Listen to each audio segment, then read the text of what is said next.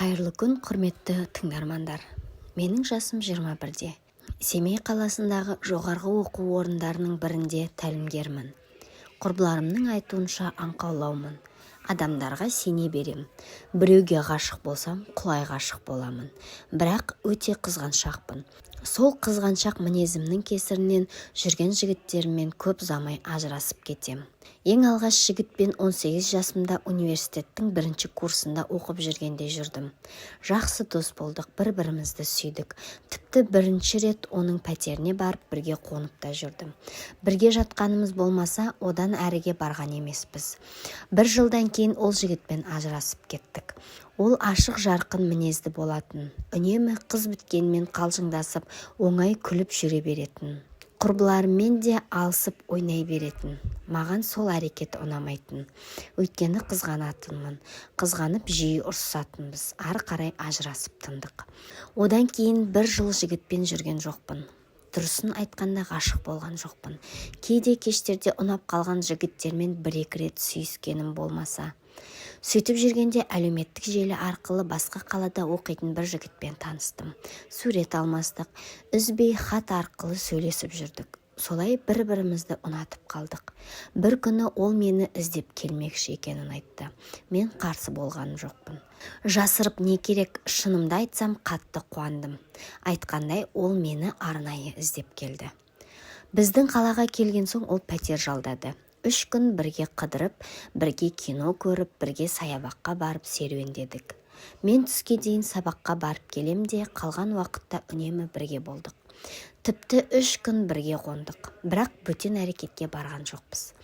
Құрбыларым бір көрген адамның қасына қона салғанын қалай деп ренжиді. Бірақ мен ода тұрған не бар деп оларды тыңдаған жоқпын. Расымен де онда тұрған не бар? Адамға сену керек қой, ал сүйген адамыңа 2 есе сену керек деп ойлаймын. Бөтен әрекет жасап, төсек қатынасына түсіп жүрген жоқпыз. Ол жігітпен де 1 жыл жүрдік.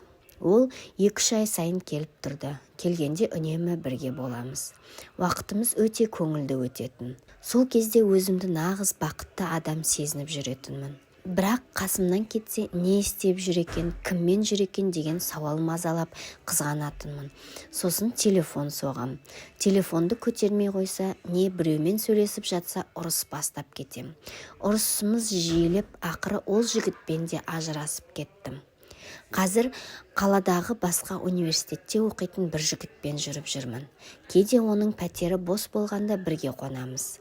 Бұрын жай бірге қонып қана жүретінбіз. Соңғы кезде төсектес болайық деп қоймай жүр. Мен сені тастап кетпеймін, үйленемін дейді. Бірақ ертең үйленбей кетсе қайтем? Жігітімнің ұсынысы жайлы бір құрбыма айтсам, егер оның айтқанына көнбесең, ертең-ақ сені тастап кетеді дейді. Құрбымның айтуынша, жігіт қыздардың көпшілігі жүріп жүргенде төсектес болады екен. Төсектес болудан қашатын қыздарды жігіттер көп ұзамай тастап кетеді екен, дейді құрбым. Құрбым тұрмысқа шыққан бірнеше қызды мысал етті. Олардың бәрі де үйленгенге дейін төсектес болған көрінеді. Құрбымның айтқанының да жаны бар секілді. Өйткені пәтері бос болып бірге қонайық деген. Бірақ менің бір жұмыстарым болды да бара алмайтынымды айттым. Содан бері жігітім менен жырақтап жүр. Телефон соқсам әйтеуір бір сылтау айтады. Енді онымен ажырасатын сияқтымыз. Жоқ әлде оның ұсынысын қабылдауым керек пе?